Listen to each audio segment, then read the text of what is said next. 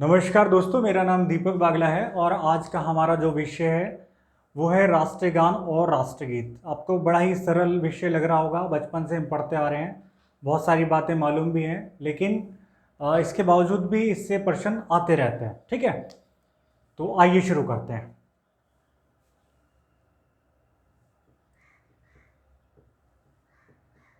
राष्ट्रगान, और देखिए साथ साथ ले लेते हैं तो कंफ्यूजन नहीं रहेगा।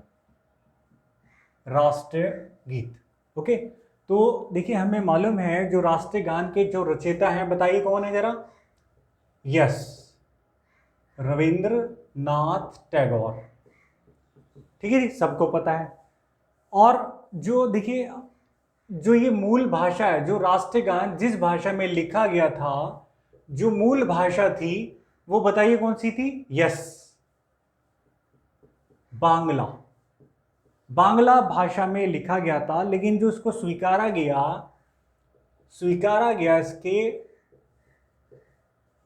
गया हिंदी स्वरूप को। ठीक है, तो ये बात हमें ध्यान रखनी है, हिंदी स्वरूप को इसके स्वीकारा गया। अगर मैं आपसे पूछूं राष्ट्रीय गान कब स्वीकारा गया या कब लागू हुआ, ठीक है, कब स्वीकारा गया, बताइए जरा। देखिए हम बचपन से पढ़ते आ रहे हैं राष्ट्रीय गान, राष्ट्रीय गीत, ठीक है, राष्ट्रीय ध्वज, राष्ट्रीय प्रतीक, लेकिन उसके बावजूद भी हम कई बार कंफ्यूज हो जाते हैं। ठीक है ना। तो देखिए मैंने आपको बताया था हमारे तिरंगे को छोड़कर बाकी सारी चीज़ें जो हैं 1950 में जो है स्वीकारी की गई, लागू की गई। ओके, तो 1950 तो कंफर्म हो गया। ठीक है, और इसको संविधान लागू करने के 2 दिन पहले इसको अपनाया गया, स्वीकारा गया। तो कब? यस, 24 जनवरी। ओके, ठीक है, आगे बढ़ते हैं। देखिए इसका समय जो है 52 सेकंड है, पता है आप सबको, बहुत अच्छे से मालूम है। जो इसका देखिए संक्षिप्त रूप है, यानी कि पहली लाइन और जो लास्ट लाइन है जो इसका, तो उसका जो समय माना गया वो माना गया 20 सेकंड। ठीक है, 20 सेकंड, इसको नोट कर लेना, ये थोड़ा सा नई चीज है। ओके, अब देखिए जो पहली बार ये गाया गया हमारा राष्ट्रीय गान, ये गाया गया 1911 में। 1911 में कलकत्ता अधिवेशन में, 1911 में कलकत्ता अधिवेशन, कांग्रेस के अधिवेशन होते थे पूरे भारत में, अलग अलग स्थानों पर होते थे। तो जब 1911 में कलकत्ता में अधिवेशन हुआ तो ये गाया गया। अब चूंकि अधिवेशन में गाया गया तो इसके अध्यक्ष महत्वपूर्ण हो जाते हैं। तो इसके उस समय अध्यक्ष थे कलकत्ता अधिवेशन के 1911 में बिशन नारायण धर। बिशन नारायण धर, तो बिशन नारायण धर इनके क्या थे? अध्यक्ष थे। ओके, अब 1912 में क्या हुआ? 1912 में इसका प्रकाशन हुआ और इन्हीं की रचना थी एक रविंद्रनाथ टैगोर की। कौन सी? तत्वबोधिनी। कौन सी थी? परीक्षा में ये भी पूछते हैं तत्वबोधिनी किसकी रचना है। तो तत्वबोधिनी में किस शीर्षक से? भारत भाग्य विधाता। कौन सा? भारत भाग्य विधाता शीर्षक से ये प्रकाशित हुआ। भारत भाग्य विधाता। ओके, इतनी बात क्लियर हो गई? क्लियर, ठीक है। और जो इसका अंग्रेजी अनुवाद था, इसका जो अंग्रेजी अनुवाद था उसको कहा गया मॉर्निंग सॉन्ग ऑफ इंडिया। ऐसे ऑप्शन देकर पूछ सकते हैं इसके अंग्रेजी अनुवाद को, राष्ट्रीय गान के अंग्रेजी अनुवाद को, ये किस शीर्षक से रचना हुई अंग्रेजी भाषा में। ठीक है ना, तो इसको कहा गया morning song of India. Morning song of India. अब जो इसकी धुन तैयार की, धुन तैयार की, धुन कैप्टन राम सिंह ठाकुर। कैप्टन राम सिंह ठाकुर ने इनकी धुन तैयार की, कैप्टन राम सिंह ठाकुर। और ये थे आजाद हिंद फौज के, आजाद हिंद फौज में ये थे। ओके, तो इतनी बात क्लियर हो गई, थोड़ी सी नई बात आपको पता चली। ठीक है, बांग्ला भाषा में मूल रूप से है, हिंदी स्वरूप को अपनाया गया है। 24 जनवरी, देखिए ये फिर पूछा जाएगा, बार बार पूछा जाएगा, हर परीक्षा में पूछा जाएगा, छोटे से छोटे लेवल की चाहे बड़े से बड़ी लेवल की, चाहे यूपीएससी क्यों ना हो, ठीक है, तो बहुत महत्वपूर्ण होता है। 52 सेकंड, फर्स्ट और लास्ट वाली का 20 सेकंड हो गया। पहली बार 11 अधिवेशन में गाया गया, कलकत्ता अधिवेशन में विशेण नारायण धर जो उस समय अध्यक्ष थे, और इसके बाद ये तत्वबोधिनी जो रविंद्रनाथ टैगोर की जो रचना थी उसमें भारत भाग्य विधाता शीर्षक से ये प्रकाशित हुआ, और अंग्रेजी अनुवाद इसका कहलाता है हमारे राष्ट्रगान का मॉर्निंग सॉन्ग ऑफ इंडिया। और जो इसकी धुन तैयार की किन्होंने की बताइए जरा, बताइए। Yes, captain Ram Singh Thakur. Okay, clear. तो कुछ आपको फैक्ट्स और मिलेगा, इंपॉर्टेंट है। अब बात करते हैं राष्ट्रगीत। राष्ट्रगीत आपको पता ही है, बताइए जरा। यस, बंकिम चंद्र चटर्जी ने लिखा। ओके, और ये जो लिया गया है राष्ट्रगीत हमारा वंदे मातरम, राष्ट्रगीत जो हमारा वंदे मातरम लिया गया है,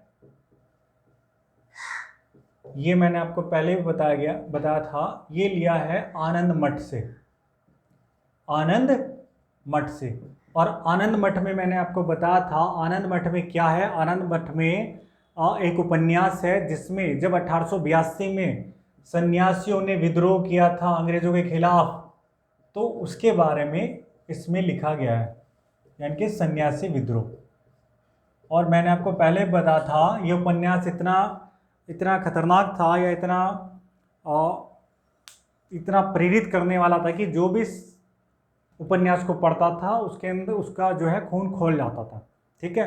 तो मजबूरन अंग्रेजों को इस पर बैन लगाना पड़ा। तो हमारा जो वंदे मातरम है यहीं से लिया गया है। अब बात करते हैं स्वीकारा कब गया। यस, 1950 तो कंफर्म है, ठीक है, याद करने की जरूरत नहीं है, लॉजिक आपको बता दिया। आपको याद करना है 26 जनवरी। फिर पूछा जाएगा ये फिर पूछा जाएगा, बहुत सारे लोग कंफ्यूज होंगे, डेफिनेटली होंगे, पक्का होंगे, तो अभी से इसको क्लियर करके आपको चलना है।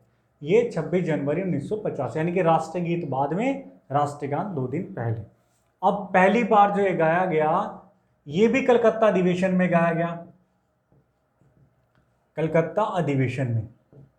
देखिए, कलकत्ता अधिवेशन में ज़्यादा क्रांतिकारी गतिविधियां हैं वो भी कलकत्ता में ज़्यादा शुरू हुई। उसका कारण ये था क्योंकि अंग्रेज़ों ने वहाँ शोषण बहुत किया, वहाँ शोषण बहुत किया, और अपना जो शुरुआत की अपने साम्राज्य विस्तार की, वो कलकत्ता से की। और आपने पढ़ाई है, प्लासी का युद्ध 1757 में हुआ, ठीक है ना। उसके बाद फिर बक्सर का युद्ध हुआ, ठीक है ना। तो शुरुआत वहीं से हुई, तो वहाँ शोषण ज़्यादा हुआ, इसलिए क्रांति भी ज़्यादा वहीं हुई। वहाँ सभी स्तर पर शोषित लोग थे, चाहे धनी लोग थे चाहे निर्धन लोग थे, हर स्तर पर। तो कलकत्ता अधिवेशन में हुआ, लेकिन जो इसका सन था ये था 1896 का, ठीक है जी, ये आपको ध्यान रखना है। 1896, यह 1911 में। और अब चूंकि कलकत्ता अधिवेशन की बात आई तो अध्यक्ष जरूर पूछा जाएगा, और इसके अध्यक्ष बहुत महत्वपूर्ण है, और वो थे रहीमतुल्लाह सयानी,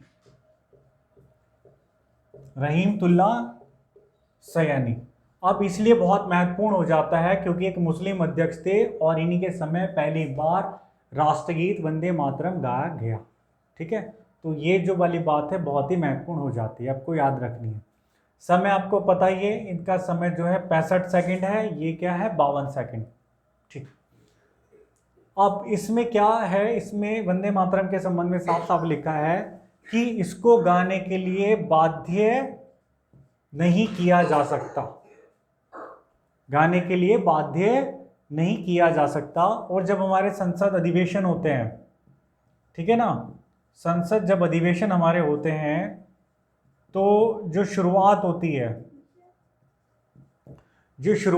वो राष्ट्रगान से होती है, याद रखना आपको। ये भी पूछा जा सकता है, बुक्स में लिखा हुआ आया है नया ये। और जो इसका समापन होता है वो होता है राष्ट्रीय गीत से, ठीक है ना। तो आप ऐसे भी याद कर सकते हैं, देखिए राष्ट्रगान को पहले अपनाया गया, ठीक है, शुरू में, तो शुरुआत संसद अधिवेशन की राष्ट्रगान से होगी, समापन ये बाद में हुआ, ठीक है, तो राष्ट्रीय गीत से समापन होगा। ओके, तो मैं समझता हूँ आपको कुछ नए फैक्ट्स इसमें मिले, और बहुत ही महत्वपूर्ण है, बहुत महत्वपूर्ण। इससे बहुत ज़्यादा, अगर आप IAS का एग्ज़ाम नहीं दे रहे हैं, ठीक है ना, बहुत बड़ा एग्ज़ाम कोई नहीं दे रहे हैं, तो इतना पर्याप्त है। ओके, हालांकि उसमें भी इस लेवल के कुछ ना कुछ क्वेश्चन फैक्ट्स मिल सकते हैं, आ सकते हैं, आने की संभावना है। हाँ, अंत में मैं आपको ये बात कहूँगा, देखिए अगर हम अपने दिमाग का इस्तेमाल करें तो हम बहुत सारी परेशानियों से बच सकते हैं। और जैसे मैं पहले बोलता हूँ कि जो फालतू के कार्यों में जो हमारी एनर्जी जो ऊर्जा बर्बाद होती है, तो उसको हम सही दिशा में लगा सकते हैं और अपना भविष्य को उज्ज्वल कर सकते हैं। तो ऐसा ही एक मैं आपको अनुभव आपको बताना शेयर करना चाहूँगा आपके साथ। देखिए और किसी भी कार्य में, किसी के भी कार्य में आप तब तक हस्तक्षेप ना करें जब तक आपको बहुत ही ज़्यादा अति आवश्यक ना लगे। ठीक है। नॉर्मली क्या है, कोई काम कर रहे हैं, लोगों में हस्तक्षेप करने की आदत होती है, अनावश्यक सलाह देंगे देंगे, ऐसे नहीं ऐसे कर लो, ऐसे नहीं ऐसे कर लो, ये कर लो वो कर लो। ठीक है ना। तो आपको ध्यान रखना है, आपको अनावश्यक हस्तक्षेप किसी के कार्य में नहीं करना है। होगा क्या, आप अनावश्यक हस्तक्षेप करोगे तो उसका नेगेटिव रेस्पॉन्स आएगा और आपकी जो है मस्तिष्क प्रभावित होगा, आपकी ऊर्जा बर्बाद होगी। ओके। तो ध्यान रखना है, अनावश्यक हस्तक्षेप नहीं करना है जब तक आपको ये ना लगे कि ये बहुत ज़रूरी है। तो ठीक है, समापन करते हैं, नेक्स्ट वीडियो में मिलते हैं नेक्स्ट विषय के साथ। तो नमस्कार और जय हिंद, जय भारत।